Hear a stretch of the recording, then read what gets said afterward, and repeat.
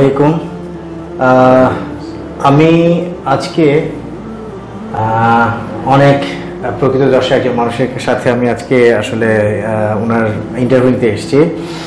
অনেক স্পষ্টভাষী একজন মানুষ, আমার যতটুকু চেনা আর কি, আমি যতটুকু জানি, বাট আমার সাথে অনেক দিনের সম্পর্ক, কিন্তু মাঝখানে কর্মব্যস্ততার কারণে দুজনের অনেক দিন গ্যাপ হয়ে গেছে। আমাদের সাথে হয়তো বা 2002-এর দিকে শেষ দেখা, এরপরে আবার গ্যাপ। এখন আবার কোনো একটা ফেসবুকে কোনো একটা ছবি আমি দেখলাম কিছুদিন আগে, যেটা দেখে আসলে আমার ভেতরে অনেকটা নাড়া দিয়ে গেছে। এবং আসলে কি বলবো, আমি মানে যাকে আজকে এই প্রোগ্রামে উপস্থাপনা করতে যাচ্ছি সবারই পরিচিত মুখ, অ্যাটলিস্ট যারা ক্রীড়াঙ্গনে যারা আছেন এক নামে যাকে চেনেন। আল্লাহ সুবহানাহু ওয়া তাআলা আসলে কেন আমার এতটা নাড়া দিয়ে গেছে আমি তাকে এখন আপনাদের সামনে তুলে ধরলে বুঝবেন। উনি আমার খুব শ্রদ্ধাভাজন আমার বড় ভাই এনামুল হক মনি ভাই। ভাই আসসালামু আলাইকুম। ওয়ালাইকুম আসসালাম ওয়া রাহমাতুল্লাহ। ভাই কেমন আছেন? আলহামদুলিল্লাহ ভালো আছি। আপনার প্রথমেই আমি আপনার ক্ষমা চেয়ে নিচ্ছি, আপনাকে প্রোগ্রামে আছেন, তারপর আপনাকে আমাদের সময় দিচ্ছেন, এই জন্য আপনাকে আন্তরিকভাবে থ্যাঙ্কস জানাচ্ছি। ঠিক আছে, কর্মব্যস্ততার মধ্যেই কাজ করতে হবে। Thank you very much. ভাইয়া আমি আসলে মূলত খুব আমার প্রোগ্রামগুলো নর্মালি আসলে মানে কোনো একটা কনসিকুয়েন্স থাকে, যে ইন্ট্রোডাকশন দেন তারপরে কনসিকুয়েন্সলি কনক্লুশনে আসে, আমারটা একটু এলোমেলো আর কি। আমি আসলে আপনার এনামুল হক মনি, আমরা আপনাকে চিনি একজন ক্রিকেটার, এবং আমাদের কাছে আপনি আসতেন একজন ক্রিকেটার হিসেবে। তারপরে আপনি ন্যাশনাল টিমে খেলেছেন 80 দশক থেকে শুরু করে অলমোস্ট 2003-04 অনেকটা লম্বা সময় আপনি খেলেছেন, এবং এখন যেটা আপনি হয়তোবা আম্পায়ারিং করছেন আপনি। তো আমি শুরু থেকে যাচ্ছি, আপনি আসলে শুরু করেন আপনারটা। আমার মনে হয় আপনি শুরু করলে ভালো হয়। মূলত অডিয়েন্স অনেক কিছু জানতে চাইবে আপনার কাছ থেকে, তো তাদের কথাগুলো কি হতে পারে। আপনি যেমন আপনার জন্মস্থান, আপনার চাইল্ডহুড, বয়হুড, তারপরে আপনি এখানে আসেন, এইটা যদি একটু করেন, তারপরে আমরা অন্য স্টেপে আসবো ইনশাআল্লাহ। বিসমিল্লাহির রহমানির রহিম। আসলে আপনি যেটা দিয়ে শেষ করেছেন যে আমি এখন আম্পায়ারিং করছি না, আমি আম্পায়ারিং করতাম।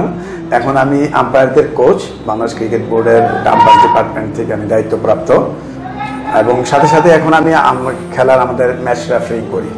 আচ্ছা আচ্ছা আচ্ছা আচ্ছা। তো এটা হচ্ছে আমার একেবারে লেটেস্ট পরিচয় যদি বলেন। আর আপনি তো আমার পরিচয় দিয়েছেন, আমি একজন ফর্মার ক্রিকেটার। আমার জন্ম কুমিল্লাতে, আমি বড় হয়েছি কুমিল্লাতে, লেখাপড়া করেছি কুমিল্লা। সেখান থেকে আসলে চাইল্ডহুডে যা হয় আর কি, সব ছেলেদের আমাদের এই বয়সে, ওই বয়সে আমরা যেটা করি সব খেলাই খেলি আমরা। আচ্ছা জি। এবং আমরা যে সময় খেলা খেলেছি বা আমাদের আগের প্রজন্মে যারা খেলেছেন, আমরা কখনো কোনো কিছু টার্গেট করে খেলিনি যে আমাকে এটা হইতে হবে বা ওইটা হইতে হবে। সবার আমাদের প্যারেন্টসদের স্বপ্ন ছিল ছেলে ডাক্তার হবে, ইঞ্জিনিয়ার হবে, আচ্ছা কিছু একটা হবে, সবার একটা কমন প্র্যাকটিস। এক্স্যাক্টলি। কিন্তু খেলোয়াড় হবে কেউ আমাদের ওই সময় তো চিন্তাও ছিল না, বরঞ্চ খেলাধুলা করলে আপনার খেলাধুলার গুটিয়ে রাখতো, বই খাতা এগিয়ে দিত। এক্স্যাক্টলি। কিন্তু আমার পরিবারটা ছিল একটু ব্যতিক্রমী। আচ্ছা। আমার পরিবারে আমার বাবা এবং আমার পরিবারের প্রত্যেকটা সদস্য, ভাই বোন, সবাই কিন্তু খেলাকে উৎসাহ দিয়েছে। আচ্ছা আচ্ছা। এবং ইন্টারেস্টিংলি আমরা 4 ভাই খেলাধুলা করতাম একসাথে, ক্রিকেট খেলতাম, এবং সিজন তো আমরা সব খেলাই খেলতাম। আচ্ছা, ব্যাডমিন্টন, ক্রিকেট, হকি, ফুটবল সবই খেলতাম। ওকে। বাট আমার আব্বা খুবই ইন্টারেস্টেড ছিলেন ফুটবল এবং ক্রিকেটে, এবং সব খেলাতেই পৃষ্ঠপোষকতা করতেন। নিজেও কি কখনো খেলতেন নাকি? আমরা আব্বার মুখে শুনেছি আব্বা চাইল্ডহুডে ফুটবল খেলতেন, গোলকিপিং করতেন। আচ্ছা আচ্ছা আচ্ছা আচ্ছা। তো আমার আব্বার আসলে মোটিভেশনটা এমনই ছিলেন যে ওনার সময় আমরা যতদিন দেখেছি, পৃথিবীর কোনো মাঠে যদি খেলা হতো, ক্রিকেট খেলা, আমার আব্বার কাছে খবর থাকতো সেই সময়। আমার আব্বা 2-2টা রেডিও মেনটেন করতেন। আচ্ছা, যে কোথায় কোন জায়গায় খেলা হচ্ছে এগুলি খেলা শোনা। আচ্ছা আচ্ছা। আর আমার আব্বার কাছ থেকে মানুষ এসে খবর নিতেন। আচ্ছা, ওভাবে আমরা ঘরে ক্রিকেটটা শুনতাম। আচ্ছা, তো শুনে আমরা বাড়ির মধ্যেই ক্রিকেট খেলতাম। আর একটা বড় অ্যাডভান্টেজ ছিল যে আমাদের বাসাটা কুমিল্লাতে এমন একটা জায়গায় যে রাস্তা পেরোলে আমাদের স্টেডিয়াম। আচ্ছা, রাস্তার এই পাশে আমাদের বাসা, রাস্তার ওই পাশে কুমিল্লা স্টেডিয়াম। আচ্ছা আচ্ছা আচ্ছা। বা পাশে আপনার কুমিল্লা জেলা স্কুল, ডান পাশে কুমিল্লা ঈদগাহ মাঠ। আচ্ছা আচ্ছা। এই জন্য ওখানে 3টা বড় বড় আপনার গ্রাউন্ড ছিল যেখানে কিনা আমরা অনায়াসে খেলতে পারতাম। আচ্ছা আচ্ছা। তো আমাদের পাড়াতেও যারা আমার বয়সী, আমার বন্ধু বান্ধব ছিল, প্রতিবেশী ছিল, সবাই আমরা ক্রিকেট ফুটবল সবই খেলতাম সিজনে। আচ্ছা। তো সেটা হচ্ছে আমাদের বাল্যকাল। আচ্ছা। বাল্যকাল যখন আমরা বাল্যকাল পার হয়ে যখন আমরা একটু শৈশব থেকে যেন একটু যুবকের দিকে পরিণত হচ্ছি, তখন আমি একটা অফার পেলাম ঢাকাতে, যে বাংলাদেশে ঢাকাতে ফাস্ট বোলিংদের কোচ হবে, ফাস্ট বোলারদের কোচ, কোচিং হবে। ওকে। তো সেটা হবে পাকিস্তান থেকে একজন কোচ আসবেন, মোহাম্মদ ফারুক নামে। কোন সালের দিকে? এটা 84-85। ওকে। তখন আগ্রহবশত আমার বোন আমাকে ইনসিস্ট করলো যে এখানে নাম দেওয়ার জন্য। কুমিল্লা থেকে এসে ঢাকায় নাম দিলাম, নাম দিয়ে সেখানে ট্রেনিং এ জয়েন করলাম। সারা বাংলাদেশ থেকে ছেলেরা আসছে, প্রায় 350 থেকে 400 ছেলে আসছিল, পার্টিসিপেট করেছিলাম ওই ট্রেনিং ক্যাম্পে। আচ্ছা। তো ওখান থেকে 4 জনকে সিলেক্ট করেছিল, তার মধ্যে আমি একজন ছিলাম। আচ্ছা আচ্ছা। তো ওই হচ্ছে ক্রিকেটের উত্থান বলতে পারেন, মানে বড়। তখন কি পেসার হান্ট ছিল ভাইয়া? Pace bowling hunt. বাট আপনি তো, আমি যতটুকু জানি যে আপনি স্পিন করতেন। না, আমার পরিচয় আসলে Enamul Moni as a fast bowler, pace bowler. কিন্তু আমি কালের প্রয়োজনে, সময়ের প্রয়োজনে, আবর্তনে বিবর্তনে আমি স্পিন বোলার হয়ে যাই। আচ্ছা আচ্ছা আচ্ছা আচ্ছা। এটা একটা বড় ইন্টারেস্টিং ঘটনা। আচ্ছা আচ্ছা আচ্ছা। তো ওই আপনার মনে করেন স্কুল লাইফে তো কুমিল্লাতে পাড়ায় পাড়ায় ক্রিকেট খেলা, এগুলো তো সবাই খেলছে, এখনো সবাই খেলে। তো ওগুলি বাস্তবিক ভাবে আসলে হাতে খড়ি। আচ্ছা। তো কুমিল্লার লিগগুলি যখন খেলা হতো তখন আমরা খেলা দেখতাম, বড় বড় প্লেয়াররা, নামি দামি প্লেয়াররা ঢাকা থেকে গিয়ে খেলতেন, তা ওনাদের খেলা দেখতাম, দেখেছি। আচ্ছা। তখন একটা আবেগ সৃষ্টি হলো যে যারা খেলছে, আমার মনে হয় চেষ্টা করলে আমিও ভালো খেলতে পারবো, এমন একটা চিন্তা ভাবনা মাথায় ঢুকে গিয়েছিল। আচ্ছা আচ্ছা। তারপরে আস্তে আস্তে কলেজ টিমে আমি খেলা শুরু করি প্রথমে। ওকে। কলেজ টুর্নামেন্টগুলিতে খেলা শুরু করি, তারপরে কুমিল্লা লিগে খেলি, তারপরে ঢাকায় চলে আসি ফাস্ট বোলিং ক্যাম্পে। ওকে। ফাস্ট বোলিং ক্যাম্পে সিলেক্ট হওয়ার পরে ঢাকায় প্রথমে সূর্যতরুণ ক্লাবে খেলা শুরু করি। ওকে। ওখানে খেলা শুরু করার পরে চিটাগংয়ে খেলা শুরু করি। চিটাগংয়ে খেলি রাইজিং স্টারে। তখন সেকেন্ড ডিভিশন গুলো খেলছিলেন তখন নাকি? এগুলি সব ফার্স্ট ডিভিশনে। সব ফার্স্ট ডিভিশন খেলা? আচ্ছা আচ্ছা। আমি সরাসরি ফার্স্ট ডিভিশনেই খেলি, আলহামদুলিল্লাহ। চিটাগংয়ে খেলা প্রথম শুরু করি, তারপরে ঢাকাতে শুরু করি সূর্যতরুণ ক্লাবে। আচ্ছা। তারপরে আমি বাংলাদেশ বিমানে 2 বছর সূর্যতরুণে খেলা করে বাংলাদেশ বিমানে আমি যোগ দেই। ওকে। ওখানে আমি টানা 8 বছর ক্রিকেট খেলি বাংলাদেশ বিমানে। তখন কি জিএম নওশাদ আহমেদ প্রিন্স কি উনি কি ছিলেন ওই সময়? সবাই ছিলেন, দীপু ভাই ছিলেন, প্রিন্স ভাই ছিলেন, আচ্ছা আচ্ছা, জাহাঙ্গীর শাহ বাদশাহ ভাই ছিলেন, আচ্ছা আচ্ছা, নেহাল হাসনাইন ছিলেন, আহমেদ ইকবাল বাচ্চু, রফিকুল আলম, মানে সব ওই সময় ন্যাশনাল প্লেয়ার যারা ছিলেন ওনাদের সাথে আমরা সবচেয়ে জুনিয়র প্লেয়ার ঢুকেছি আর কি। তো আমার সিজনটা শুরু হয় ঢাকাতে 85-86 সিজন। জি হ্যাঁ জি, 85-86 সিজন আমি এইভাবে 2 বছর সূর্যতরুণে খেলি। খেলার পরে বিমানে আসি, বিমানে 8 বছর খেলার পরে একটানা 8 বছর খেলি। খেলার পরে তারপরে টিম চেঞ্জ করি। আচ্ছা, এইভাবে মানে ঘরোয়া লিগে যেটা হয়, মূলত আমাকে বিমানের মনি হিসাবে সবাই চিনে।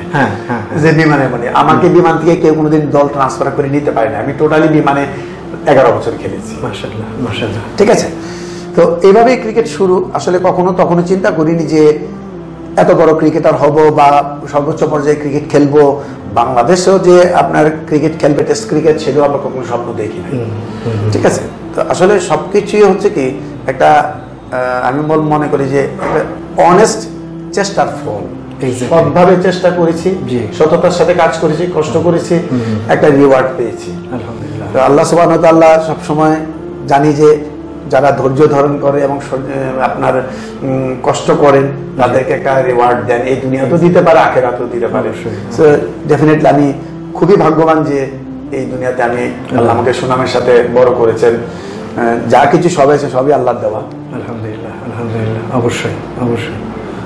এটা হচ্ছে বাবা, সবকিছু আল্লাহর দেওয়া। আল্লাহ, এটা হচ্ছে আপনার ক্রিকেটের অলমোস্ট 11 বছর। দ্যাট মিন্স আপনার আমি ক্রিকেট খেলেছি আমি 19 বছর, কিন্তু 11 বছর খেলেছি বিমানে। এরপর আপনার বাংলাদেশ টিমে খেলেছি, টেস্ট ক্রিকেট খেলেছি, ওডিআই ক্রিকেট খেলেছি, টি-20, সবই ক্যারিয়ার পিরিয়ডের মধ্যে আর কি। আচ্ছা, এখন পর্যন্ত আপনি কতগুলো খেলা আসলে এটা কি মোটামুটি না এইভাবে তো বলতে পারবো না কতগুলি খেলা। যেমন আমি টেস্ট ক্রিকেট খেলেছি, 10টা টেস্ট ক্রিকেট খেলেছি, 27টা ওয়ানডে ক্রিকেট খেলেছি, 20টার মতো টি20 খেলেছি। তো এগুলি তো আসলে বড় জিনিস না। তারপরে আমি ক্রিকেটকে বিদায় জানিয়ে আমি আম্পায়ারিং শুরু করি। ওকে, হ্যাঁ। এটা কত বছর চলছে আপনার আম্পায়ারিং? আম্পায়ারিংটা আমি শুরু করেছি 2002 সালের পর থেকে।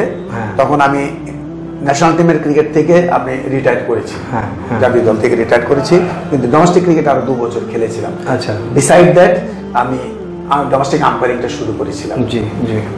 তারপর 2007 সালে আমাকে আইসিসিতে আমার নাম নমিনেশন পাঠানো হয়, ইন্টারন্যাশনাল প্যানেল আম্পায়ার হয়ে যায়। হ্যাঁ, ইন্টারন্যাশনাল প্যানেল আম্পায়ারে ওখানে আমি 9 বছর ইন্টারন্যাশনাল প্যানেল আম্পায়ার ছিলাম। তো ওখান থেকেও আবার রিটায়ার করি। 2016 সালে আমার একটা সড়ক দুর্ঘটনা হয় মোটরসাইকেল মোটর বাইকের। আচ্ছা আচ্ছা আচ্ছা। তারপরে বছরে আমি আমার রিটায়ারমেন্ট নিয়ে নেই আম্পায়ারিং থেকে। রিটায়ারমেন্ট নিয়ে তারপরে আমি বাংলাদেশ ক্রিকেট বোর্ড আমাকে আম্পায়ার্স ডিপার্টমেন্টের সব আম্পায়ারদের কোচ হিসেবে আমাকে নিযুক্ত করে, যে লোকাল আম্পায়ারদের আমি কোচিংটা দেখবো, তাদের ডেভেলপমেন্টের ব্যাপারটা, education and the safety technical জিনিসগুলো। সো এটা এখনো করছি এবং এই বছর থেকে বোর্ড আমাকে আবার ইনস্ট্রাকশন দিয়েছে যে আমি যেন ম্যাচ রেফারিং করি। আবার মানে মাসে গ্যাপ ছিল না, গ্যাপ ছিল না, চলমান এটা চলছে। আমি এখন still coach, umpire coach, but এই বছর আমাকে বোর্ড ইনস্ট্রাকশন দিয়েছে যে তুমি এটার পাশাপাশি আবার ম্যাচ রেফারিং করো। ওকে, তো এই জন্য আমি ফুল টাইম এখন ম্যাচ রেফারিং করছি। আচ্ছা আচ্ছা। সো এখন আপনি যেখানে আসছেন, এখানে একটা খেলা চলছে আমাদের প্রিমিয়ার ডিভিশনের, Walton Dhaka premier division cricket লিগের 2022 সালের খেলাটা চলছে। আজকে খেলাটা চলছে প্রাইম ব্যাংক লিমিটেড এবং শেখ জামাল ক্রিকেট ক্লাব। তো এই খেলাটা আমি এখন ম্যাচ রেফারিং করছি। খেলাটা চলছে, আপনারাও এনজয় করছেন খেলা, এই খেলার মধ্যে আছি। যাক, আলহামদুলিল্লাহ। এর মধ্যে আমাদেরকে যে সময় দিচ্ছেন এটাই অনেক কিছু। ভাই আরেকটু এখন একটু ব্যক্তিগত কিছু ইয়েতে যাব, যদিও আমি জানি যে আপনি আশা করি আমার সাথে এই প্রশ্নের আনসারগুলো দিবেন অডিয়েন্সের জন্য। আসলে আমি তো আপনার চাইল্ডহুড বয়স মোটামুটি একটা সিনাপসিস পেয়ে গেলাম। এখন যেটা হচ্ছে যে ব্যক্তি এনামূলক মনে এক সময় তো মানে আমরা তো আসলে বাই বর্ন মুসলিম, তো ওখান থেকে আমাকে যে জিনিসটা আসলে আমাকে সবচেয়ে বেশি হঠাৎ করে কিছুদিন আগে যে ছবিটা, আপনার একটা ছবি কেউ একজন হয়তো কক্সবাজারের কোনো একটা জায়গায় একটা ছবি তুলেছিলেন, সেটা পোস্ট করেছেন। এই যে পরিবর্তন, মানে আপনার অনেকেই তো অনেকভাবে অনেক সময় পরিবর্তন হয়, এবং এটা মেইন কথা হচ্ছে যে আল্লাহ সুবহানাহু ওয়া তাআলা যার উপরে হেদায়েত দিবে সেই একমাত্র পরিবর্তিত হবে, আর তো কার পক্ষে সম্ভব না, জোর করে সম্ভব না কখনো। আপনার যে পরিবর্তন, এটা আমাকে আসলে খুব বেশি নাড়া দিয়েছে। এটা আপনার আসলে হয় কি, যেহেতু আপনারা একটা স্টেজে আল্লাহ সুবহানাহু ওয়া তাআলা নিয়ে এসছে, এবং আপনাদের মতো মানুষ যারা, আপনাদের অনেক ফ্যান ফলোয়ার আছে, অনেক ফ্যান ফলোয়ার আছে আপনাদের, এই পরিবর্তনের মাধ্যমে তারাও হয়তো বা কিছু কিছু করে মানে একটা পরিবর্তন, যে না উনি তো আসলে সবই তো পাচ্ছে, নামাজ পড়ছে, ইবাদত করছে, আল্লাহকে চাচ্ছে, আল্লাহর কাছ থেকে চাচ্ছে, আল্লাহ এগুলো দিচ্ছে, আমি কেন করবো না? এই যে মনের যে কিছু সুপ্ত কিছু চাওয়াগুলো, যেগুলো আপনাদের ভেতর থেকে তারা নিচ্ছে, আপনার এই পরিবর্তনটা কিভাবে আসলে, হঠাৎ করে কিভাবে, কখন থেকেই হলো আসলে উপলব্ধিটা? আসলে এই জিনিসটা পরিবর্তনটা হয়তো হঠাৎ করে, মানে এত বড় পরিবর্তনটা হয়েছে আল্লাহর রহমত। আল্লাহ কখন, যেটা আপনি বললেন, কখন কারো উপরে আল্লাহ রহম করে। তবে যেহেতু মুসলমানের ঘরে জন্ম নিয়েছি এবং মুসলিম পরিবারে বড় হয়েছি, ছোটবেলা থেকে বাবা মাকে নামাজে কোনদিন নামাজ পড়েনি এমন দেখিনি। আমরা বাড়িতে কিন্তু আজান দিতাম, আচ্ছা, বাড়িতে জামাত করতাম বাসায় আব্বার সাথে। আচ্ছা, এবং স্কুল মসজিদে আমরা যখন মক্তবে পড়তে যেতাম, তখন আমরা মসজিদ সাফ সাফাই করতাম, আচ্ছা, এবং আজান দিতাম। আচ্ছা আচ্ছা আচ্ছা, কোরআন শরীফ পড়তাম, কায়দা পড়তাম। ছোটবেলা থেকে এই পরিবর্তন আগে পর্যন্ত কম বেশি নামাজ পড়েছি, হ্যাঁ, ধর্মকর্মের কাজ করেছি, কিন্তু এটা বুঝে না বুঝে করেছি। আচ্ছা, করতে হবে, মুসলমানের সন্তান করছি, যে রেগুলার নামাজ পড়ি, রেগুলার নামাজে যাচ্ছি। আসলে নামাজের যে কি তত্ত্ব, কি সার, এটা তখন বুঝিনি। আচ্ছা, হয়তো আল্লাহ রহমত যখন করেছেন তখন থেকে এটা সারটা বুঝতে পেরেছি। আলহামদুলিল্লাহ। আসলে সবার মধ্যে এই পরিবর্তনটা আসবে এবং আসে। কেউ ধরে রাখতে পারে, কেউ ধরে রাখতে পারে না। এক্স্যাক্টলি। আল্লাহ যদি কারো উপর রহম করেন এবং যদি ঠিক ওনার নির্দেশিত পথে যদি আমরা হাঁটতে পারি, চলতে পারি, তাহলে নিশ্চয়ই আল্লাহ আমাদেরকে সাহায্য করবেন। এই বিশ্বাসটা আমরা সবাই করি মুসলমান হিসাবে, এবং আমি করি। আল্লাহ আমাকে এ পর্যন্ত এভাবে রেখেছেন। আমি চাই যতদিন বেঁচে থাকবো যেন এই পথে থাকতে পারি, এভাবে চলতে পারি, আরো ভালো কিছু করতে পারি। যা করছি সেটা এনাফ না, তার চেয়ে বেশি যেন করতে পারি। যা করলে আমি আমার রবকে খুশি করতে পারবো সেটা যেন করতে পারি। আপনার ভিতরে কি কখনো কোনো এই পরিবর্তনটা মানে কি, মানে কোনো কিছু দেখে বা উপলব্ধিটা কি, মানে আছে না যে কোনো একটা কিছু দেখে বা কোনো একটা নিজের মধ্যে, আসলে এটা প্র্যাকটিসিং মুসলিম তো সবাই কম আর বেশি যেটা বলে, আসলে এটা পরিবর্তনটা বেশি হয়েছে কোভিড এর জন্য। কোভিডের জন্য, দ্যাট মিন্স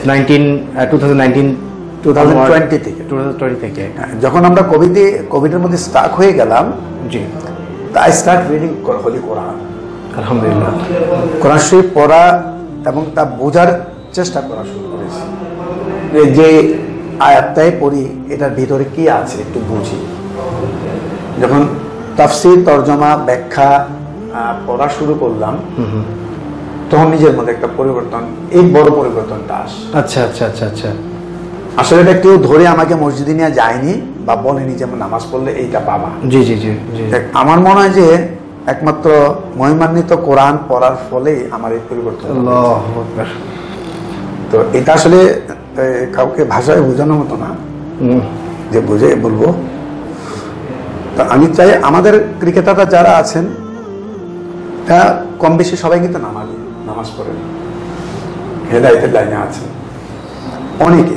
আমরাও যখন প্রথম দিকে ক্রিকেট খেলেছি, 94-এ আইসি ট্রফি খেলেছি, 97-এ আইসি ট্রফি খেলেছি, আমরাও কিন্তু আলাদা কামরা নিয়ে নিতাম।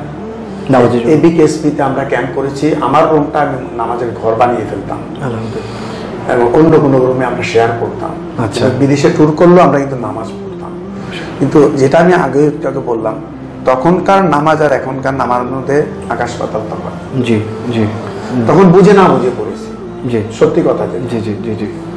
নামাজের আসলে স্বাদ কি, নামাজ আসলে সালাত কেন মুসলমানের জন্য, আর মুসলমান পরিচয় দিলে যে সালাহ আদায় করতে হবে, এই জিনিসটা আগে উপলব্ধি ছিল না।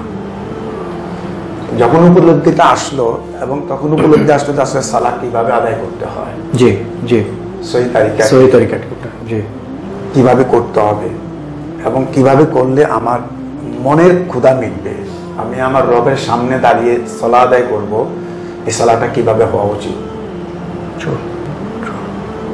কিভাবে সন্তুষ্ট করা যাবে, কিভাবে আল্লাহ পাক জিবরাইল আলাইহিস সালামের মাধ্যমে কিভাবে রাসূল সাল্লাল্লাহু আলাইহি ওয়াসাল্লামকে শিখিয়েছেন, নবী রাসূলরা কিভাবে, সাহাবারা কিভাবে ইবাদত করেছেন, যখন তাদের জীবনী, তাদের কাহিনী পড়তে হয়, পড়লে আসলে এই উপলব্ধিটা আসে। শুধু শুনলে আসে না, আমি বিশ্বাস করি যে শুনলে আসে না, না পড়লে এটার মধ্যে আপনার যাওয়া যায় না। আপনি স্কুলে লেখাপড়া করলে আপনি শুনে কতগুলি পরীক্ষায় পাস করতে পারবেন, আপনি শুনে কতগুলি কোশ্চেন আনসার লিখতে পারবেন। তাহলে তো সবাই শুনতো, একজন মানুষ রাখতো, তুমি পড়ে দাও আমি কানে শুনি। সবাই তো আর শেরে বাংলা আর ঈশ্বরচন্দ্র বিদ্যাসাগর না, ব্যতিক্রম কিছু থাকতে পারে, তার উদাহরণ হতে পারে, এক্সাম্পল হতে পারে। তো আমার মনে হয় যে পরিবর্তন সবকিছুই আসলে নিজের দৃঢ় সংকল্প, নিজের ইচ্ছা, যে আমি নিজেকে পরিবর্তন করতে চাই, আর আল্লাহ হেদায়েতের কামনা করা। মানে ওই পথটা ধরে হাঁটতে হবে। আগে আমি যে পরিবর্তন হতে যাচ্ছি বা আল্লাহকে পেতে যাচ্ছি, আল্লাহ সুবহানাহু ওয়া তাআলা আগে দেখবে বান্দাকে যে সে কতটুকু এগোলো, 30% এগুলো, বাকি 70% আল্লাহ তাআলা টান দিয়ে নিয়ে নেবে। কিন্তু আমি যদি ওই পথেই না হাঁটি, তাহলে আল্লাহ তো আমাকে হেদায়েত দিবে না। বিষয়টা মানে এরকম কিছু একটা, এরকম আমি যতটুকু কোরআন তো আপনিও ভালো বুঝেন, আমি কিছুই বুঝি না, বোঝার চেষ্টা করি, করার চেষ্টা করি। আমি যতটুকু যেই লাইনে পেয়েছি, আমি অতটুকু আমল করতে মনে হচ্ছে যে এখনো কোরআনে কিছুই পড়ি নাই। আমিও একই অবস্থা, মানে আমি একজন অধম মানুষ, আমার মধ্যে ওরকম কিছুই নেই। বাট একটা ফিল হয় যে আমি আল্লাহকে খুব মনে প্রাণে খুব বিশ্বাস করি, নবী সাল্লাল্লাহু আলাইহি সাল্লাম এবং আল্লাহর বাণী আমি খুবই বিশ্বাস করি। তো আসলে যে আপনার যে কথাটা, যে কোরআন থেকে আপনার পরিবর্তন, মানে ওই তাফসির বলেন বা অনুবাদগুলো যে আপনার মনের ভিতরে গেঁথে গেছে, যার ধরুন এই রিফ্লেকশনটা আপনার টোটাল অন্তর এবং অন্তর থেকে আপনার বাহ্যিকভাবে পরিবর্তনটা হয়ে এসছে, এবং আপনার আলহামদুলিল্লাহ আপনার চেহারার ভিতরে যে একটা নুরানি যে ব্যাপারটা, এটা আমার কাছে খুব ভালো লাগছে ভাইয়া। এবং আশা করি এই বিষয়গুলো আসলে অনেক মানুষকে ভাবাবে। আমাকে কোভিডের পরে যখন আমি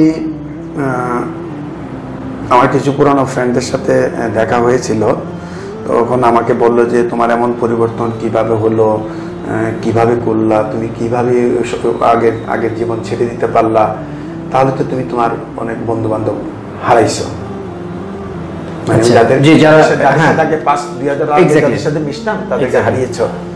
তখন আমি বললাম যে না, আমি আসলে তাদেরকে হারাইনি, আমি তাদের থেকে সরে গেছি। আমি যদি এখনো আসি যে তুমি আমার বন্ধু, তোমার সাথে দেখা হলো, তুমি কি আমাকে ফেলে দিছো? না, তুমি আমার পরিবর্তনটা দেখেছো। তো আমি আশা করি তুমিও পরিবর্তিত হবা। তুমি যেমন জানতে চেয়েছো যে আমি কেন পরিবর্তন হয়েছি, কিভাবে হলাম, তুমিও চেষ্টা করো। তবে এট দ্য সেম টাইম আমি আমার পুরোনো বন্ধুদেরকে আসলে হারাই নাই, আমি তাদের কাছ থেকে সরে গেছি।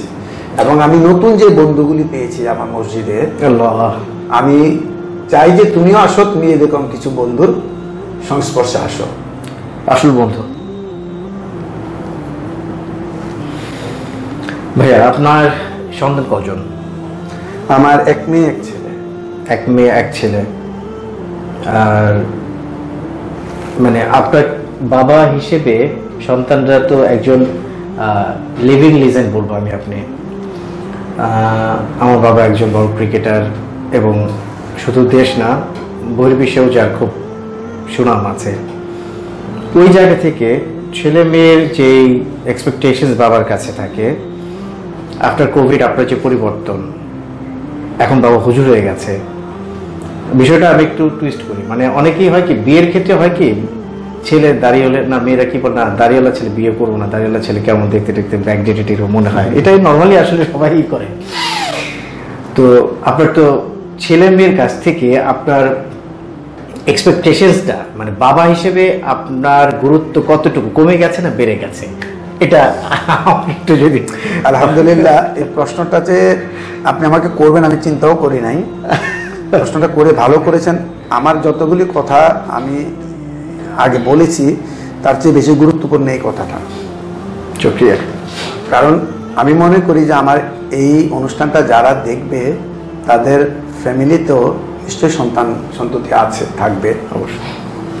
এটা নিয়ে যেন তারা কোনো ভীত সন্ত্রস্ত না হয়। আজকে আমার এই পরিবর্তন, এত বড় লম্বা লম্বা দাড়ি, আমার বিশ্বাস করবেন আমার ছেলে মেয়েরা আমাকে ওয়েলকাম লাইক মি এনিথিং।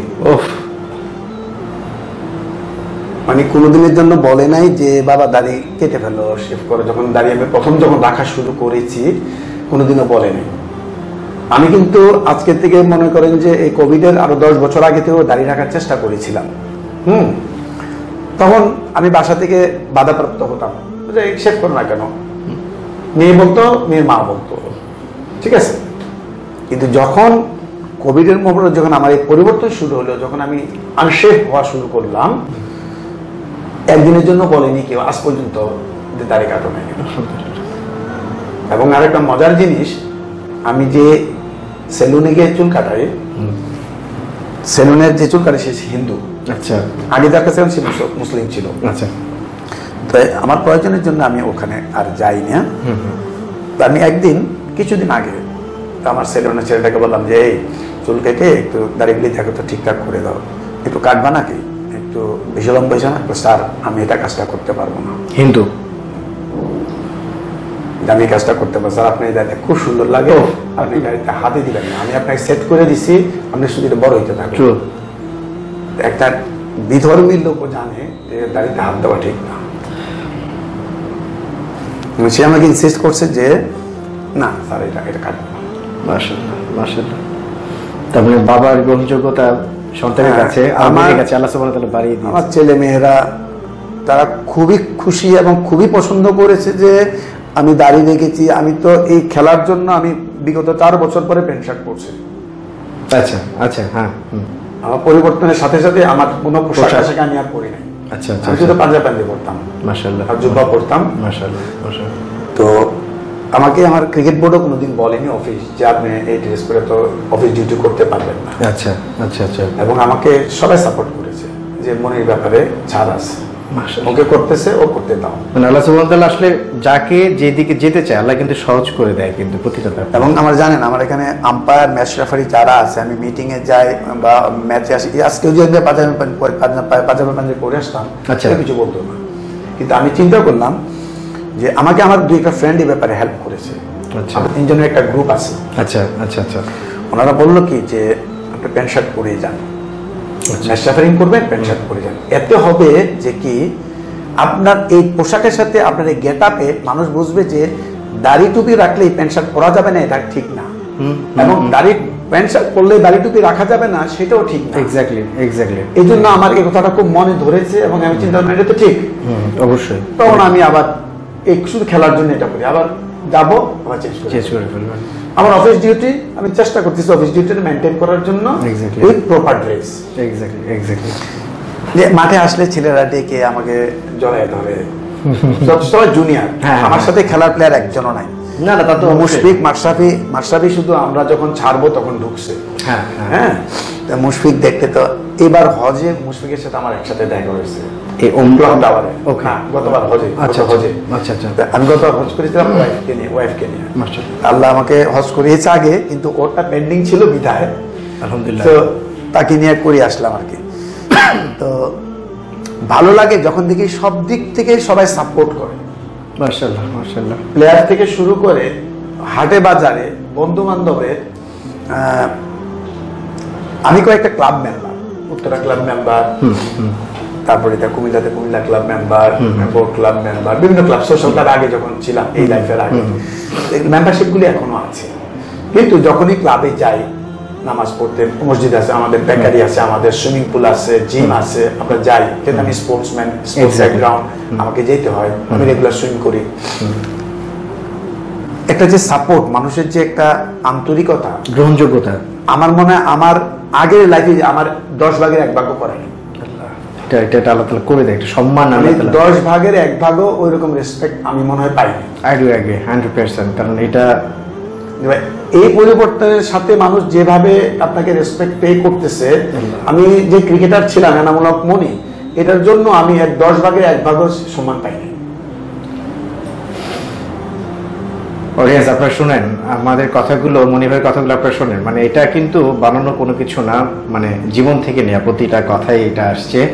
এবং আশা করি আপনারা শুরু থেকে শেষ পর্যন্ত প্রোগ্রামটা দেখবেন এবং প্রতিটা কথার মর্মার্থ আপনারা বোঝার চেষ্টা করবেন দয়া করে। আর আরেকটা বিষয় ভাইয়া, যেটা হচ্ছে যেহেতু আপনার সন্তান এখন পড়ালেখা করছে বা কেউ বিয়ে হয়ে গেছে কিনা, পড়ালেখা মাস্টার্স করছে, তাদেরকে তো হয়তো বা আমাদের জেনারেল লাইনে পড়ালেখা করানো হচ্ছে, বাট যেহেতু আপনার পরিবর্তনের মধ্যে তাদের কি মধ্যে কোনো পরিবর্তন হচ্ছে যে আমাদেরও আসলে এরকম করা, কারণ আমাদের আসলে জীবনটা তো অল্প একটু সময়, এটা পরীক্ষার একটা ক্ষেত্র, আমাদের এর পরবর্তী জীবনটা আমাদের হচ্ছে অন্তিম, এই ফিলগুলো কি আপনার মানে কোনোভাবে সন্তানদের মধ্যে যাচ্ছে এবং তারাও কি পরিবর্তন হতে চেষ্টা করছে? এক, আর আমাদের অনারেবল ভাবির কি অবস্থা, ভাবি আপনার সাথে কিভাবে এই ব্যাপারগুলোতে কোঅপারেট করে একে অপরের মাধ্যমে আর কি, আপনারা দুজনকে? কার দিয়ে শুরু হচ্ছে? সন্তান দিয়ে শুরু করবো না, যেটা আমরা কমফর্ট ফিল করে। আমি প্রশ্নটা দুইটা দিয়ে দিলাম। আমার মেয়ে যেহেতু বড়, ও বেশি অ্যাডাপ্ট করছে কুইকলি। ওকে, আলহামদুলিল্লাহ। এবং সে বাইরে আছে লেখাপড়া করে, ওকে, কিন্তু সে চেষ্টা করে, ঢাকায় যতদিন ছিল জি সে চেষ্টা করে 5 ওয়াক্ত সালাত আদায় করতে, আলহামদুলিল্লাহ। এবং সবচেয়ে ইন্টারেস্টিং জিনিস যেটা ছিল, আমি very much happy, grateful to Allah, যে আমরা কোভিডের মধ্যে 3টা কোভিড পেয়েছি না, আমরা বাসায় তারাবি নিজে পড়েছি, আলহামদুলিল্লাহ, 5 ওয়াক্ত সালাত আমরা আদায় করেছি জামাতের সাথে। এতে হয়েছে কি, বাসায় একটা পরিবেশ তৈরি হয়েছে, আমরা প্রত্যেক ফজর সালাত পরে আমি, আমার স্ত্রী এবং আমার মেয়ে, ছেলে বসতো না, নামাজ পড়ে চলে যেত, সে বসতো না, আমরা 3 জনে প্রায় আধা ঘন্টা 40 মিনিট কোরআন এবং হাদিস নিয়ে আলোচনা করতাম, আমল কিছু হতো, আমল হতো। ওকে, এইচ এন্ড এভরি ডে, আলহামদুলিল্লাহ, এইচ এন্ড এভরি ডে। এবং আমি দেখলাম প্রথম কিছুদিনের পরে আমরা কিছু টপিক আলোচনা করার সাথে সাথে আমার মেয়ে একটা টপিক নিয়ে আলোচনা করে, মানে সে স্টার্ট to learn everything, যে কি নতুন আমি কি আজকে আমি কন্ট্রিবিউট করব, এক্স্যাক্টলি, বাবা তো এটা বলতেছে, মা তো এটা বলতেছে, তো আমি কি বলবো। সেও করা শুরু করছে। মাশাআল্লাহ। তো ছেলে ডাকলে নামাজ পড়ে যায়। এখন তো মিথ্যা বলার কিছু না যে ভাই আয়শা আমি বলতেছি আমার ছেলে হুজুর হয়ে গেছে, না। আমরা যখন তারাবি পড়তাম, তোমার 2 রাকাত ভালো লাগে 2 রাকাত পড়ো, 4 রাকাত ভালো লাগে 4 রাকাত পড়ো, যতটুকু ভালো লাগে পড়ো। বলতেছে বাবা তুমি এত বড় বড় সূরা পড়ো, এত দেরি করো নামাজে, হুজুর এত তাড়াতাড়ি নামাজ পড়ায়। যেমন তোমার যতক্ষণ ভালো লাগে তুমি অতক্ষণ নামাজ পড়ো, সহি শুদ্ধভাবে। তোমাকে আমার সাথে সারাক্ষণ পড়তে হবে না, যতক্ষণ ভালো লাগে তোমার যদি ভালো না লাগে তুমি শুয়ে থাকো, গিয়ে এসে আবার জয়েন করো, কোনো সমস্যা না। জোরাজোরি কিছু নাই। তুমি বোঝার চেষ্টা করো যে বাবা মা বোন করছে কেন করছে, আমাদেরকে জিজ্ঞেস করো, জিজ্ঞেস করে বোঝার চেষ্টা করো। তুমি তো এখন আর ছোট না, 14 বছর 15 বছর তখন বয়স। তো তুমি দেখো কেন, ইউ স্টার্ট রিডিং। তুমি তো ইংলিশে পড়তে পারো, আরবি পড়তে পারো, বুঝো। এইটা হচ্ছে দুনিয়াতে সবচেয়ে নির্ভুল বোধ, একমাত্র বুকস যে নির্ভুল বুকস। এবং এটা পড়লে বুঝা পড়ো না বুঝা পড়ো সব আছে, সেটাই। আবার এটাতে দুনিয়ার সবকিছু আছে, দুনিয়ার সব বইতে সবকিছু নাই, পাওয়া যায় না। এক্স্যাক্টলি। তোমার অসুখ হয়েছে, এটাতে ওষুধ আছে। তুমি বিপদে পড়ছো, এটার মধ্যে রাস্তা দেখানো আছে। তো এটাই যে সবকিছুর চাবিকাঠি। এটা পড়বা সবকিছু আসান হয়ে যাবে। যাই হোক, এটা মেয়েটা মাশাআল্লাহ দিলে সে ট্রাইস এবং সে চেষ্টা করে। বাইরে আছে কিন্তু কিছুদিন পরে পরে এক মাসালা জিজ্ঞেস করে, এটা কি ইন্টারেস্টিংলি রমজানের মধ্যে বলছে বাবা আমার এলাকার পাশে একটা মসজিদ আছে, আজকে যাবো, ইফতারি বানাইছে, ইফতারি নিয়ে যাবো, ওখানে আমরা তারাবি পড়ি। ভেরি গুড, যাবো, যখনই সময় পাবা যাবা। তো আমি এমন না যে তোমাকে মসজিদে সালাত আদায় করতে হবে, তুমি ঘরেই করতে পারো, কোনো সমস্যা নাই। সবার আগে খেয়াল রাখবা তোমার পর্দা। এক্স্যাক্টলি। সালাত আদায় করতে গিয়ে তোমার পর্দার বড় খেলাপ যেন না হয়, কেউ যেন অন্যভাবে করে দিস না। তোমাকে জমাতে সালাত আদায় করলে যে সওয়াব পাবা, ঘরে করলে তার চেয়ে বেশি। মেয়েদের জন্য একটা মানে ফ্যাসিলিটি আলাদা তৈরি করে দিয়েছে ওটা। তুমি যদি পর্দায় করতে না পারো, সালাত করতে গিয়ে ভালো কাজ করতে গিয়ে গুনার কাজ করে। এক্স্যাক্টলি।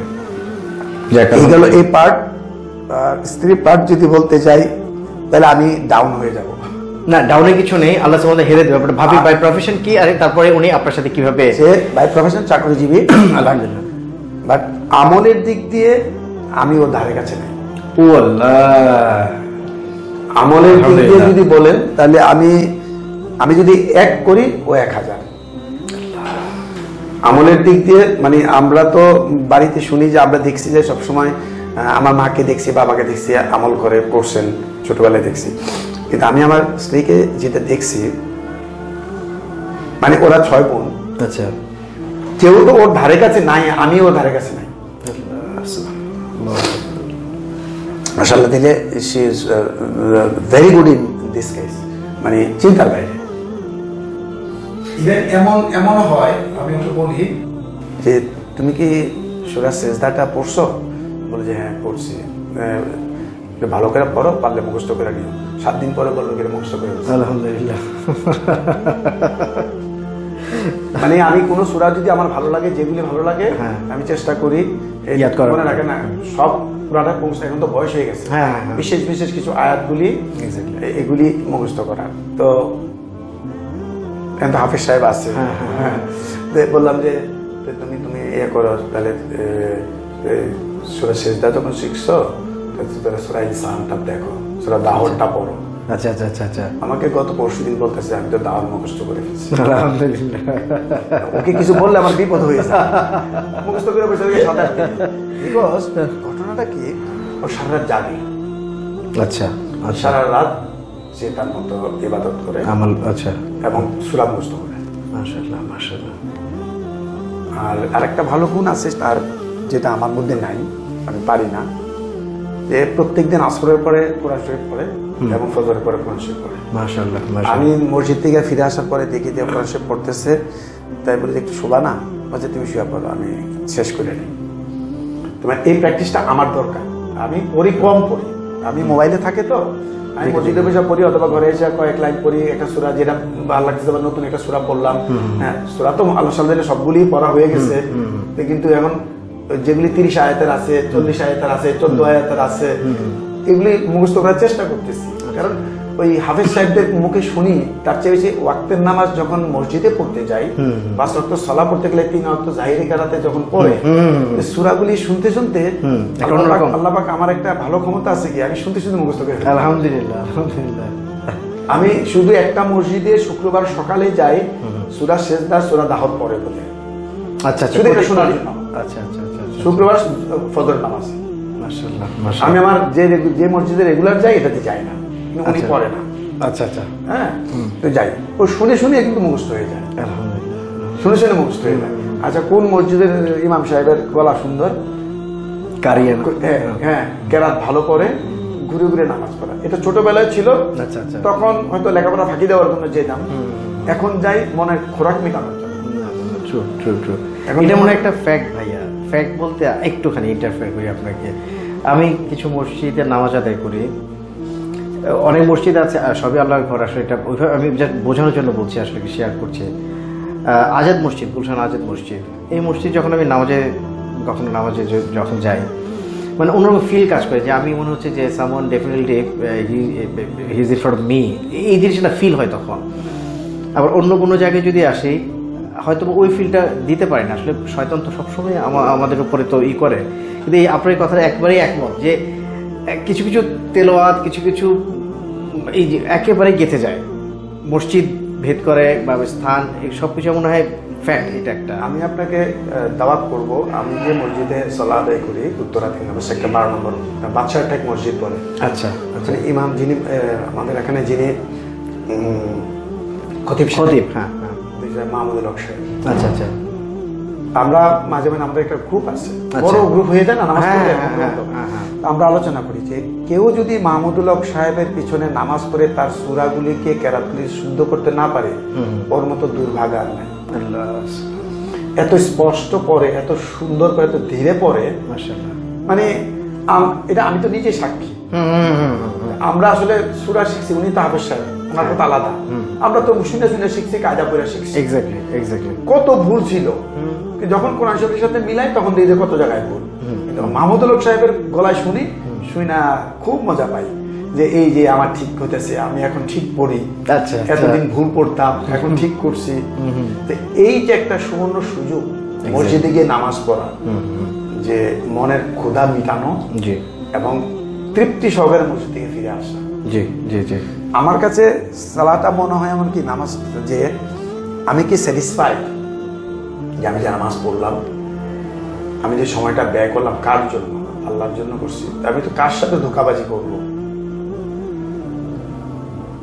দুনিয়াতে তো আমরা সব মানুষের ধোঁকা দিই। কালকে যেমন হুজুর একটা কথা বলতেছিল হাফেজ সাহেব, যে পাওনা রেখে দেনা রেখে আপনি মৃত্যুবরণ করবেন না।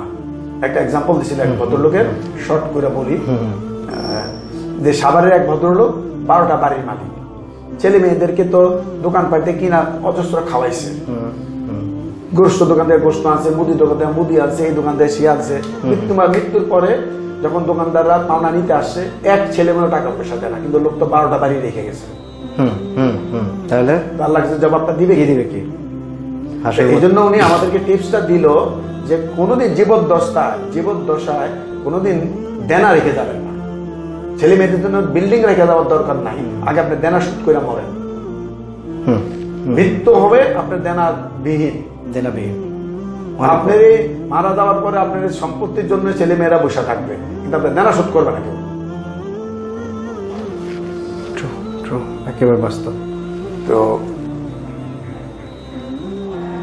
আমি যাবো ইনশাআল্লাহ। আপনার আসলে হ্যাঁ, মসজিদ আসলে আপনাকে ডিফার করে কিন্তু নামাজের পারফরমেন্সে। এক্স্যাক্টলি। আমি যে আপনি আজাদ মসজিদের কথা বলছেন, আজাদ মসজিদে আমি গিয়েছি, আমি সোসাইটি মসজিদে, আমরা যেহেতু ঘুরে নামাজ পড়ি। আমার আরেকটা জিনিস, এই টার্নিং পয়েন্টের মধ্যে একজন ইমাম সাহেব মানে হাফেজ, আমার বাসার পাশে 3টা মসজিদ, মসজিদ তাকওয়া, ওনারা মহসিন, হাফেজ মহসিন, ওনার কেরাত এত সুন্দর। তো আমি অনেক বছর পরে যখন জামাতে নামাজ পড়তে গেছি, কোভিডের ঠিক আগে, তো উনি তখন ফজর নামাজে সূরা সেজদা সূরা দাহর পড়লেন। পরে বুঝলাম সূরার নামগুলি, পরে শোনার পরে তো আমি বাসায় এসে কোরআন শরীফ মিলাই দেখলেন, আগে দেখলাম যে কি 2-3 সপ্তাহে লাগছে সূরাটা ধরতে যে এটা কোন সূরা। ওকে, মনে রাখা যায় না তো, আলিফ লাম মিম বলে টান দিয়া যখন বলে তানজিল করে বলে তখন তো এসব মনে থাকে না। 31 আয়াত পড়ার পরে মনে থাকে, বাসায় এসে ভুলা যায়। তখন 2-3 সপ্তাহ লাগছে এটা খুঁজে টাইপ করতে, যে কোন সূরা পড়ছে। টাইপ করার পরে যখন পড়ার পরে বুঝলাম এটা মজাটা। তখন আমি চিন্তা করলাম যে একটা মানুষ এত সুন্দর করে কোরআন শরীফ পড়তে পারে। ওনার এই জাহিরি কেরাতে ফজর নামাজ পড়ার পরে আমি চিন্তা করছি আমি এশার নামাজে যাবো, ও আবার জোরে পড়বে, হ্যাঁ হ্যাঁ হ্যাঁ, ও শুনবো আবার। আসর আর জোহরে যাই না, বাকি বিষয় আসর জোহরে যাই না কেন, শুনতে পাবো না, শুনতে পাবো না। হ্যাঁ, উনি কি করে। Exactly. ওনার পড়াটা এত ভালো লাগছিল যে আমি ওনার পড়া শোনার জন্য 3 ওয়াক্ত নামাজ পড়তে যেতাম, আর বাকি 2 ওয়াক্ত বাসায় করতাম। এটা বাসায় করে তখনও বুঝি নাই যে 5 ওয়াক্ত সালাই জামাতে করতাম। জামাত হতো, এক্স্যাক্টলি। নবী সাল্লাল্লাহু আলাইহি ওয়াসাল্লাম এই কিছুদিন আমি এই বিভিন্ন মসজিদে তারাবি পড়ি তো, উনি পড়বে কখন, ওনার মসজিদের সিস্টেমটা হচ্ছে কি, খতিব সাহেব আগে 10 রাকাত পড়ায়। আচ্ছা আচ্ছা, উনিও হাফেজ, Okay. খতিব সাহেব পরের 10 রাকাত পড়ায় মহসিন সাহেব। আচ্ছা, মহসিন। আমি আবার মাঝে মাঝে 10 রাকাত করে চলে আসি, 12 রাকাত করে চলে আসি। আমার ভালো না লাগে আমি পড়ি না, আমাকে রাত ভালো লাগতেছে না, আমি থাকবো না। আচ্ছা, চলে আসেন। ওকে, আমি দরকার আরেক মসজিদে যাবো। ওকে। আর অনেক সময় হয় হাফিজ সাহেব একটু জোরে করে ফেলে, তাড়াতাড়ি করে ফেলে। তো আমার মসজিদে 3 জন পরে, 2 জন স্লো, 1 জন কুইক পড়ে, কিন্তু কণ্ঠ খুব সুন্দর, এত সুন্দর করে পড়ে, শুনতে ভালো লাগে। তো যাই হোক, মাহমুদুল সাহেব আল্লাহ এক হায়াত দান করুক, উনি এত সুন্দর করে কোরআন পাঠ করে যে শুনতে ভালো লাগে। আসলে পরিবর্তনের জন্য একটা ধাক্কা দরকার, এক্স্যাক্টলি, একটা ধাক্কা দরকার। কখনো আমি ওই দিন আমার এক ভাগ্নিকে বলতেছিলাম, সে অস্ট্রেলিয়া থাকে, পিএইচডি করতেছে, ওর একটু সমস্যা হচ্ছিল, তো ফোন করে আমাদের কাছ থেকে একটু উপদেশ নেই আর কি। তো বললাম যে মামনি শোনো, জীবনে একটা ধাক্কা আসবে তোমার পরিবর্তনে। সে কিছু স্বপ্নের কথা বলছে, সে স্বপ্ন দেখছে এমন এমন। তো আমি বললাম যে হয়তো এটাই তোমার জীবনের ইশারা। তুমি জীবনে যা কিছুই করছো আগে বুঝে না বুঝে, ভালো মন্দ, এটা একটা ইশারা। এই ইশারাতে তুমি ঠিক পথে চলে আসো। শুধু পুরুষরাই কিন্তু 5 ওয়াক্ত সালাহ মসজিদে গিয়ে পড়বে, আর মেয়েরা বাসায় করলে সালাহ হলো না, সেটা না। না না না, তুমি তোমার সালাহটা ঠিক মতো আদায় করো, পর্দাটা তুমি ঠিক মতো করো। True true true. আমি আমাদের অনেকটা সময় আপনার সাথে আসলে আপনি আমাদেরকে দিলেন। আমি একটা জিনিস অডিয়েন্সকে বলি যে দেখেন, মানুষের পরিবর্তন আসলে বিভিন্ন সময় আল্লাহ সুবহানাহু করে দেয়। আজকে দেখেন, আমি মনি ভাইয়ের কথা বলছি, মনি ভাই এবং ভাবি। মনি ভাইয়ের কথা সূত্র ধরেই বলছি, ভাবি মনি ভাইয়ের চেয়েও কতটুকু ডেভোটেড, কত বেশি। তার মানে আসলে হয় কি, মানে আপনার আগে কি ভাবি করতো, নাকি আপনার পরপরই ভাবি শুরু করেছে, বাট উনি আপনার চেয়ে বেশি এখন হয়ে গেছে? ওদের ফ্যামিলিটা তারা কাউকে জানিয়েও ইবাদত করে না। ওকে ওকে, ওরা ঘর বন্ধ করে নামাজ পড়ে, ওকে, সাইলেন্ট একবারে। হ্যাঁ, সালাহ করবে। এরা ওদের বোনকে দেখছি, ওর মাকেও দেখছি। তো আমি আগে যখন নামাজ পড়তাম, তখন মাকে এসে বলতাম যে আপনি নামাজ পড়ছেন, তোমাকে বলে করতে হবে। আচ্ছা, তো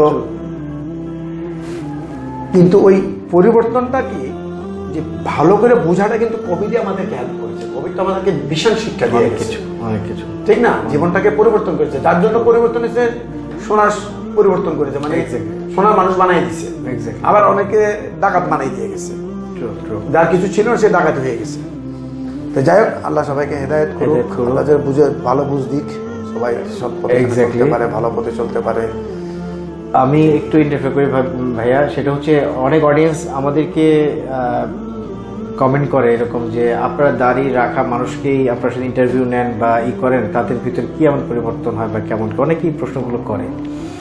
তা আমি অডিয়েন্সকে বলছি, আসলে মানে দাড়ি রাখা মানুষকে ইন্টারভিউ না, আসলে আপনারা বলেন যে পরিবর্তনটা কি, আসলে একজন মানুষ দাড়ি রাখছে, এই একটা পরিবর্তন, এটা ডেফিনেটলি একটা আমল। এটা আমল কোন আমল? যে মানুষটা দাঁড়িয়ে রাখছে, নামাজ আদায় করছে না, কিন্তু দাঁড়িয়ে একটা সুন্নাত, নবী করিম সাল্লাল্লাহু আলাইহি ওয়াসাল্লাম একটা সুন্নাত উনি পালন করছে। হয়তোবা ওনার যদি ইমানি জোর যদি থাকে, আল্লাহর প্রতি বিশ্বাস যদি থাকে, ইমান যদি থেকে থাকে, ওই দাঁড়িয়ে রাখাও একটা উসিলা হয়ে তাকে নাজাতে ফয়সালা করে দিতে পারে।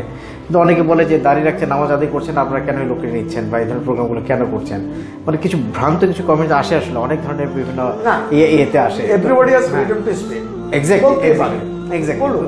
কিন্তু আমার কথা হচ্ছে যে দাড়িটাও তো একটা উসিলা হতে পারে, সেই দাড়ির থেকেও তো হয়তো বা একটা খারাপ কাজ করতে যাচ্ছে, কিন্তু কোনো এক সময় যদি আল্লাহ তাআলা ওই দাড়িটার তাকে একটা বাধার একটা মানে একটা হিসেবে দাঁড় করায়, ঢাল হিসেবে দাঁড় করায় যে না আমি খারাপ কাজটা করতে যাচ্ছি, আমার তো দাড়ি আছে, আমাকে বাধা দিচ্ছে, ওই ওই ওই ওই ওই দাড়িটুকু তো তাকে তখন ফিরিয়ে নিয়ে আসে, ঢাল হিসেবে কাজ করতে পারে। ঢাল হিসেবে কাজ করলো। এটা হচ্ছে আর দাড়ি রাখাটা তো অন্যায় না, না অন্যায় না, আর অন্যায় না। দাড়ি যে রাখে নাই হ্যাঁ। সে বরঞ্চ ছোট একটা অন্যায় করছে, অন্যায় করছে। এক্স্যাক্টলি এক্স্যাক্টলি ছোট একটা অন্যায় করছে Exactly. এজ এ মুসলিম, আগে মুসলিম, মুসলিমের জন্য। এক্স্যাক্টলি। তুমি যদি তোমার আল্লাহকে ভালোবাসো, তুমি যদি তোমার রসুলকে ভালোবাসো, তাহলে রসুলের নির্দেশ করণীয় কাজগুলি আমরা পালন করার চেষ্টা করবো। Exactly. আমরা যদিও রসুলের মতো পারবো না, যতগুলি আমল করা যায়।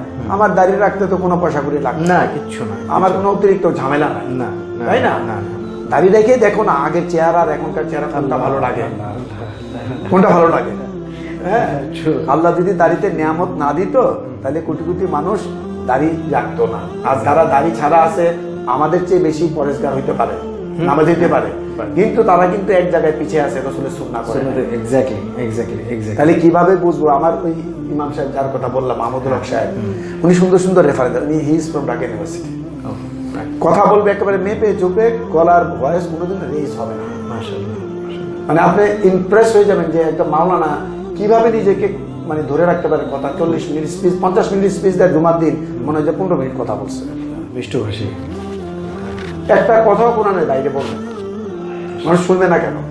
এবং ওনার জন্য মসজিদে যে জিনিসটা ডেভেলপ হয়েছে, আমরা বাচ্চা নিয়ে যেতাম না, বাচ্চা নিয়ে গিয়ে প্রথম কাতারে দ্বিতীয় কাতারে বসে থাকে, বলতে কেন বাচ্চারা নাই কেন আপনাদের? মসজিদ তো আপনাদের। Exactly exactly. আপনি যদি বাচ্চাদের রাস্তা না শিখান, কে শিখাবে? যেদিন তো আমি আপনি মরে যাবো। যেটা বলছিলাম যে আসলে রসুলকে যদি ভালোবাসে, আল্লাহকে ভালোবাসে, তো রসুলের কাজগুলি তো করা দরকার। তাহলে আমি কেমন মহব্বত করলাম? যেটা করতে কোনো কিছু লাগবে না, সেটা করতে সমস্যা কি? ভাইয়া আপনার অনেক সময় নিলাম এবং অনেক ধন্যবাদ। পরিশেষে যদি আমার এই আমার কিছু অডিয়েন্স আছে এবং আমার মনে করি, আশা করি এই প্রোগ্রামটা দেশ বিদেশ অনেকেই দেখবে ইনশাআল্লাহ, তাদের জন্য আপনার যদি কিছু বলার থাকে পরিশেষ। সবার জন্য একটাই কথা, তাওহীদ, আল্লাহর তাওহীদ, যে আল্লাহ এলান করছেন, আমরা এটা বোঝার চেষ্টা করি এবং আমল করার চেষ্টা করি যে আল্লাহ কিভাবে কোরআনে নির্দেশ দিয়েছেন, আল্লাহ পাক যেটা নির্দেশ দিয়েছেন, রসুল যেটা নির্দেশ দিয়েছেন, আমরা এগুলি মানার চেষ্টা করি, বোঝার চেষ্টা করি কোরআনটা কি। আমি আজকালকার মিডিয়ার যুগে তো অনেক কন্ট্রাডিকশন আছে হাদিস নিয়ে, আমি এই পার্টি গেলাম না, শুধু একটা কোরআনটাই বুঝেন, যে কোনো একটা সবচেয়ে ছোট সূরাটাই বোঝার চেষ্টা করেন, সূরা আল আসর বোঝার চেষ্টা করুন, বুঝে আমল করার চেষ্টা করুন। বড় সূরার যাওয়ার দরকার নাই, সূরা বাকারা 286 আয়াত বোঝার দরকার নেই, সূরা বাকারার লাস্ট 3 আয়াত বোঝার চেষ্টা করুন, একটু একটু বোঝার চেষ্টা করুন। একটা লাইন বুঝে এটাকে নিজের মধ্যে গেঁথে নেন যে এটা বুঝছি, এটা এই। আমরা তো বাজারে গেলে তো সব কিছু বুঝে নিই, এটা কত দাম, এত টাকা, আগে দেখে নেই পচা না ভালো নাকি, তরমুজের কেজি কত, 40 টাকা, ভিতরে লাল কিনা বুঝে তারপরে কাটাইয়া নিয়ে আসি। কিন্তু আল্লাহ কালামটা তো ওভাবে বুঝতে চাই না, যেটা কিনা ট্রান্সপারেন্ট, এক্স্যাক্টলি, অর্থ সহ দেওয়া আছে নিজের ভাষায়, তাফসীর সহ দেওয়া আছে নিজের ভাষায়। সর্বশেষ পাকিস্তানের অনেক প্লেয়ার এরকম পরিবর্তন হয়েছে, আপনার ইউসুফ ইউহানা, এখন তো মোহাম্মদ ইউসুফ মনে হয়, উনি মোহাম্মদ ইউসুফ, সাইদ আনোয়ার, তারপর ইনজামামুল হক, মুশতাক আহমেদ, সাকলাই মুশতাক, এবং ওইদিকে যদি যাই হাশিম আমলা, তারপরে আপনার ইংল্যান্ডের আপনার মঈন আলী। এই যে পরিবর্তন, এই জিনিসটা কি কখনো আপনার ভিতরে কাজ করেছে? শুধু সংক্ষেপে একটু বলে দিবেন না এই পরিবর্তনটা কি? আমি যখন ইন্টারন্যাশনাল আম্পায়ারিং করি তখন হাশিম আল্লাহর ম্যাচও আমি করেছি, ওকে, এবং জানতাম is a very good Muslim, okay, এবং ওর একটা আপনার রেকর্ড আছে, সে সাউথ আফ্রিকা টিমের যে জার্সিতে যে স্পন্সর, হ্যাঁ, ওদের একটা বিয়ারের স্পন্সর ছিল, ওর গেঞ্জিতে কিন্তু ওই বিয়ারের স্পন্সরটা ছিল না। আচ্ছা আচ্ছা আচ্ছা আচ্ছা, যেহেতু এটা একটা অ্যালকোহল, এই জন্য ওর গেঞ্জিটা এই অ্যাডভার্টাইজটা ফ্রি ছিল, শুধু হাশিম আমলার জার্সি, হাশিম আল্লাহর জার্সিতে। ও, কতটুকু গুড মুসলিম, হ্যাঁ, মানে তারপরে তখনও আমাদের মধ্যে ওই পরিবর্তন আসে না আমার মধ্যে। ওকে, আমার পরিবর্তন আসছে বললাম তো কোভিড। ওকে। আমি যখন কোরআন পড়া শুরু করছি দেন আমি বাট তাদেরকে তো মানে রেসপেক্টের জায়গা থেকে তো অবশ্যই অবশ্যই আমরা যখন মুলতানে টেস্ট ম্যাচ খেলতে গিয়েছি জি। অনেক বছর আগে, এটা বোধহয় 2002 সালে, আচ্ছা 2002 সালে 2000 বা 2002 সালে, হ্যাঁ তখন সাইদানারের মেয়ে মারা গিয়েছিল। আচ্ছা সাইদানার টেস্ট টিমে ছিল। হ্যাঁ। এই যে সাইদানার ক্রিকেট ছাড়লো, হুম। সাইদানার চেঞ্জ হয়ে গেল, হ্যাঁ হ্যাঁ তাকে ওই ধাক্কাটা একটা ওই ঘটনায় দিয়েছে, টার্নিং পয়েন্টে। Turning point. ঠিক আছে, তার মানে এটা না যে আমার কেউ মারা যাবে, কেউ বিপদে পড়লে আমাকে টার্ন হইতে হবে। হ্যাঁ হ্যাঁ আমি একটা কথাই বুঝি যে আল্লাহর কালাম পড়ো, বুঝো। থ্যাংক ইউ সো মাচ ভাইয়া, থ্যাংক ইউ সো মাচ। আর সবাইকে মানে আপনার কাছ থেকে আমার অনেক কিছু শেখার আছে। সামনে আরও প্রোগ্রাম করবো আপনাকে নিয়ে ইনশাল্লাহ, আশা করি। আর আমার প্রোগ্রামটার জন্য এবং আমার চ্যানেলটার জন্য দোয়া চাই আপনার কাছে। জাযাকাল্লাহ খায়র। তো এই আর কি, থ্যাংক ইউ সো মাচ ভাইয়া। আমার জন্য দোয়া করবেন।